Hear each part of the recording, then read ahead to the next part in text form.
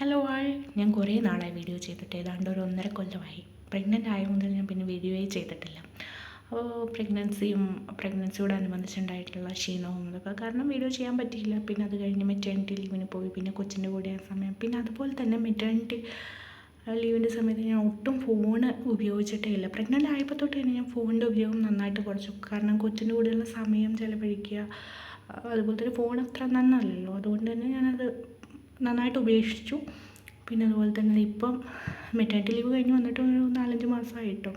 തീരെ സമയം തികയുന്നില്ല. ജനറൽ ഷിഫ്റ്റാണ്, രാവിലെ പോയി വൈകിട്ട് വരുന്ന ജോലി ആയതുകൊണ്ട് തന്നെ കൊച്ചിൻ്റെ കൂടെ ബാക്കിയുള്ള സമയം കൊച്ചിൻ്റെ കൂടെ ദിവസത്തിന് 24 മണിക്കൂർ പോരാന്ന് തോന്നിപ്പോവും കേട്ടോ. അതായത് ഇവൻ്റെ കളിയും ചിരിയൊക്കെ കാണുമ്പോൾ തന്നെ നമ്മുടെ സ്ട്രെസ്സൊക്കെ അങ്ങ് പമ്പ് കിടക്കും. രാത്രിയിൽ പിന്നെ ഉറക്കമില്ല, അതുകൊണ്ട് തന്നെ നമ്മുടെ ഉറക്കവും ഗോവിന്ദ. അപ്പം അങ്ങനെയൊക്കെയാണ് കാര്യങ്ങൾ. കഴിഞ്ഞ ദിവസം എൻ്റെ ജന്മനാളായിരുന്നു കേട്ടോ. അപ്പോൾ ഏകദേശം 5 കൊല്ലമായി ഞാൻ എൻ്റെ പിറന്നാൾ ആഘോഷിച്ചിട്ട്. ഈ തവണ എൻ്റെ അച്ഛനും ഉണ്ട് അമ്മയും ഉണ്ട് പിറന്നാൾ. അപ്പോൾ അച്ഛന് നിർബന്ധം എന്തെങ്കിലും ചെറുതായിട്ട്, ഒരുപാട് വലുതായിട്ടൊന്നുമില്ല, ആരെയും വിളിച്ചിട്ടൊന്നുമില്ല, ഞങ്ങൾ മാത്രം. അതായത് നമ്മൾ സാധാരണ വെക്കുന്നതിലും 2-3 കറികൾ അധികം വെച്ച് കഴിക്കുക എന്നുള്ള അത്രേ ഉള്ളൂ. അപ്പോൾ നമ്മുടെ നാട്ടിൽ ഇതുപോലത്തെ ചന്തകളൊന്നും ഇപ്പോൾ കാണുന്നില്ല അല്ലേ. ഈ കാണുന്ന സാധനം നിങ്ങൾക്ക് എന്താണെന്ന് അറിയാമോ? ഞാനും ചോദിച്ചു, എനിക്ക് മനസ്സിലായില്ല കേട്ടോ ഇത് എന്താണെന്ന്. ഞാനോട് ചോദിച്ചായിരുന്നു.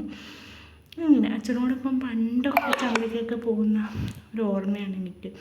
പോകുമ്പോൾ ഞാൻ എന്തെങ്കിലുമൊക്കെ ഇങ്ങനെ ചോദിക്കും, എനിക്ക് വാങ്ങിച്ചു തരും. പക്ഷേ അച്ഛനോടൊപ്പമൊക്കെ പോകുമ്പോഴാണ് നമുക്ക് മനസ്സിലാവുന്നത് എങ്ങനെയാണ് പച്ചക്കറികൾ വാങ്ങിക്കേണ്ടത്. ഞാനൊക്കെ ഇങ്ങനെ വാരി വലിച്ച് എന്തെങ്കിലും കണ്ടതൊക്കെ വാങ്ങിക്കും. പിന്നെ അതുപോലെ കറിയൊന്നും വെക്കാതൊക്കെ വേസ്റ്റായി പോകും. അച്ഛനൊക്കെ എന്ന് പറഞ്ഞാൽ നേരത്തെ കൂട്ടി പ്ലാൻ ചെയ്ത് എന്താണോ വെക്കുന്നത് അതിന് വേണ്ടി പച്ചക്കറി മാത്രമാണ് അച്ഛൻ വാങ്ങിക്കുന്നത്.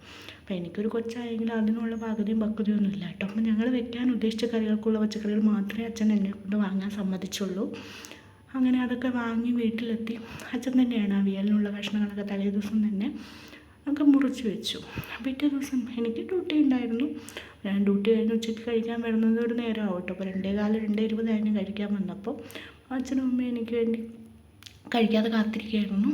പിന്നെ ഓഫ്കോഴ്സ് എൻ്റെ കുഞ്ഞുണ്ടല്ലോ. അങ്ങനെ അന്ന് അവിയലും സാമ്പാറും പയറുപ്പേരിയും പിന്നെ പപ്പടം, നാട്ടിലെ പപ്പടമാണ് കേട്ടോ. അപ്പോൾ അച്ഛൻ വന്നപ്പോൾ കൊണ്ടുവന്നതാണ്. പിന്നെ അങ്ങനെ അച്ചാറുണ്ടായിരുന്നു, അതൊക്കെ കൂട്ടി ഊണ് കഴിച്ചു. എല്ലാവരും കൂടെ സന്തോഷമായിട്ട് അങ്ങനെ ഒരു പിറന്നാൾ ദിനം കൂടെ ജീവിതത്തിൽ നിന്ന് കടന്നുപോയി. വളരെ സന്തോഷമായിരുന്നു.